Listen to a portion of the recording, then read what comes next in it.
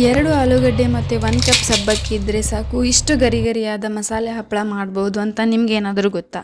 Hello friends, welcome to ನಂದ ಸವಿರುಚಿ. ಇವತ್ತು ನಾನು ಮತ್ತೊಂದು ಸ್ಪೆಷಲ್ ಹಪ್ಪಳದ ರೆಸಿಪಿ ಜೊತೆ ಬಂದಿದ್ದೀನಿ. ಅದು ಸಬ್ಬಕ್ಕಿ ಮಸಾಲೆ ಹಪ್ಪಳ. ನಾನು ನನ್ನ ಚಾನಲ್ನಲ್ಲಿ ಆಲ್ರೆಡಿ ಒಂದು 3 ಹಪ್ಪಳದ ರೆಸಿಪಿ ಹಾಕಿದ್ದೀನಿ. ಡಿಸ್ಕ್ರಿಪ್ಷನ್ನಲ್ಲಿ ಲಿಂಕ್ ಹಾಕಿರ್ತೀನಿ, ಹೋಗಿ ನೋಡಿ. ಮತ್ತು ನೀವೇನಾದರೂ ನನ್ನ ಚಾನಲ್ನ ಫಸ್ಟ್ ಟೈಮ್ ವಿಸಿಟ್ ಮಾಡಿದರೆ ಪ್ಲೀಸ್ ಸಬ್ಸ್ಕ್ರೈಬ್ ಮಾಡಿ. ಬನ್ನಿ ಈಗ ಇದನ್ನು ಹೇಗೆ ಮಾಡೋದು ಮತ್ತು ಏನೇನು ಇಂಗ್ರೀಡಿಯೆಂಟ್ಸ್ ಬೇಕು ನೋಡೋಣ. ಮೊದಲಿಗೆ 1 ಕಪ್ ಸಬ್ಬಕ್ಕಿನ ರಾತ್ರಿ ಇಡೀ ನೆನೆಸಿ ತೊಗೊಂಡಿದ್ದೀನಿ. ರಾತ್ರಿ ಇಡೀ ನೆನೆಸಿದಾಗ ಅದು ಇಷ್ಟ ಆಗಿದೆ. ಮತ್ತು 2 ಆಲೂಗಡ್ಡೆನ ತುರಿದು ತೊಗೊಂಡಿದ್ದೀನಿ. ಮತ್ತು ಒಂದು 4ರಿಂದ 5 ಒಣಮೆಣಸಿನ್ಕಾಯಿ ಮಿಕ್ಸಿಗೆ ಹಾಕಿ ತೊಗೊಂಡಿದ್ದೀನಿ. ನಿಮ್ಮ ಹತ್ರ ಏನಾದರೂ ಚಿಲ್ಲಿ ಫ್ಲೇಕ್ಸ್ ಇದ್ದರೆ ನೀವು ತೊಗೋಬೋದು, ಅದು ಕೂಡ ಯೂಸ್ ಮಾಡ್ಬೋದು.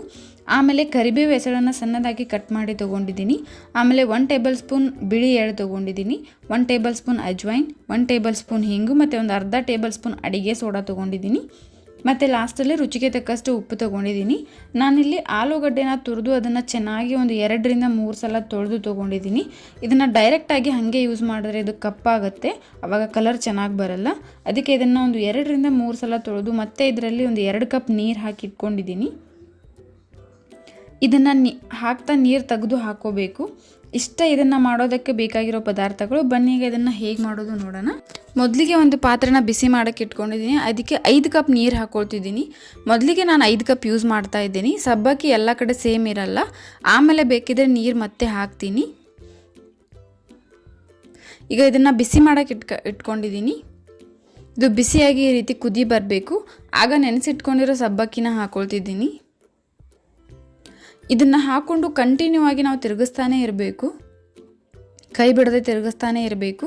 ಇದು ಕಂಪ್ಲೀಟಾಗಿ ಕುದಿಬೇಕು. ನಾವು ಇದನ್ನು ಒಂದು 10ರಿಂದ 15 ನಿಮಿಷಗಳ ಕಾಲ ಬೇಯಿಸ್ಕೋಬೇಕು. ಫ್ಲೇಮ್ನ ಲೋಯಲ್ಲಿ ಇಟ್ಕೊಂಡು ಬೇಯಿಸ್ಕೊಳ್ಬೇಕು. ಇದನ್ನು ಒಂದು 10 ನಿಮಿಷಗಳ ಕಾಲ ಕೈ ಬಿಡದೆ ತಿರುಗಿಸ್ಕೊಂಡು ಕುದಿಯೋಕ್ಕೆ ಬಿಡಬೇಕು. ಇದು ಕಂಪ್ಲೀಟಾಗಿ ಕುದ್ದ ಮೇಲೆ ಇದಕ್ಕೆ ತುರಿದು ಇಟ್ಕೊಂಡಿರೋ ಆಲೂಗಡ್ಡೆನ ನೀರಿಂದ ಸಪ್ರೇಟ್ ಮಾಡಿ ಹಾಕ್ತಾ ಇದ್ದೀನಿ.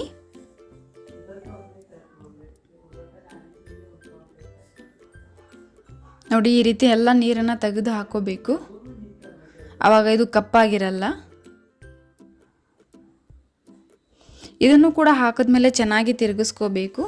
ಆಮೇಲೆ ಒಂದು 2ರಿಂದ 3 ನಿಮಿಷಗಳ ಕಾಲ ಇದನ್ನು ಹಾಗೆ ಬಿಡಬೇಕು, ಕುದಿಯೋಕ್ಕೆ ಬಿಡಬೇಕು.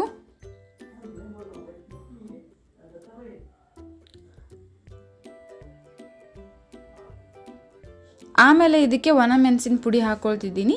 ನೀವು ಚಿಲ್ಲಿ ಫ್ಲೇಕ್ಸ್ ಯೂಸ್ ಮಾಡ್ತಿದ್ರೆ ಮಾಡಿ. ಆಮೇಲೆ ಕರಿಬೇವು ಹಾಕ್ತಾ ಇದ್ದೀನಿ. ಆಮೇಲೆ ಬಿಳಿ ಎಳ್ಳು ಹಾಕ್ತಾ ಇದ್ದೀನಿ.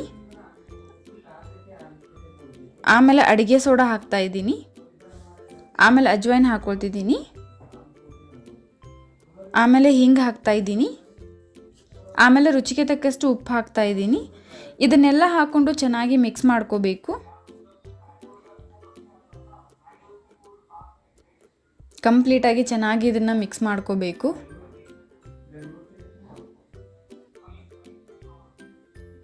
ಆಮೇಲೆ ಇದನ್ನು ಒಂದು 2 ನಿಮಿಷಗಳ ಕಾಲ ಬಿಡಬೇಕು. ಫ್ಲೇಮ್ ಲೋವಲ್ಲೇ ಇರಬೇಕು.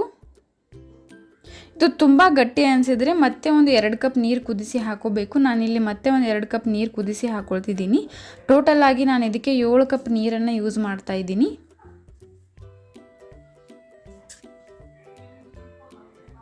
ನೀರು ಹಾಕಿದ್ಮೇಲೆ ಮತ್ತೆ ಸ್ವಲ್ಪ ಟೈಮ್ ಬಿಡಬೇಕು, ಕುದಿಯೋಕ್ಕೆ ಬಿಡಬೇಕು. ಇದು ಫೈನಲ್ ಆಗಿ ಈ ಕನ್ಸಿಸ್ಟೆನ್ಸಿಗೆ ಬರಬೇಕು, ಅಷ್ಟು ನೀರನ್ನು ನಾವು ಹಾಕ್ಕೋಬೇಕು. ನಾನಿಲ್ಲಿ 7 ಕಪ್ ನೀರು ಹಾಕಿದ್ದೀನಿ. 7 ಕಪ್ ಯೂಶ್ವಲಿ ಸಾಕಾಗತ್ತೆ. ಆಮೇಲೆ ಇದನ್ನು 1 ನಿಮಿಷಗಳ ಕಾಲ ಬಿಡಬೇಕು. ಆಮೇಲೆ ಇದನ್ನು ತಣ್ಣಗಾಗಕ್ಕೆ ಬಿಡಬೇಕು. ತಣ್ಣಗಾದ್ಮೇಲೆ ಈ ರೀತಿ ಸಂಡಿಗೆ ಪೇಪರ್ ಸಿಗುತ್ತೆ, ಅದಕ್ಕೆ ಸ್ವಲ್ಪ ಎಣ್ಣೆ ಹಚ್ಕೊಳ್ಬೇಕು. ಎಣ್ಣೆ ಹಚ್ಚಿದ ಮೇಲೆ ಸ್ವಲ್ಪನೇ ಸ್ಪೂನಿಂದ ತೊಗೊಂಡು ಇದನ್ನು ಈ ರೀತಿ ಹಾಕೋಬೇಕು. ಮತ್ತು ಈ ರೀತಿ ಸ್ವಲ್ಪ ಸ್ಪ್ರೆಡ್ ಮಾಡ್ಕೋಬೇಕು. ನಾವಿಲ್ಲಿ 2 ಆಲೂಗಡ್ಡೆ ಮತ್ತು 1 ಕಪ್ ಸಬ್ಬಕ್ಕಿಯಿಂದ ಸುಮಾರು ಒಂದು 100 ಹಪ್ಪಳ ಆಗುತ್ತೆ.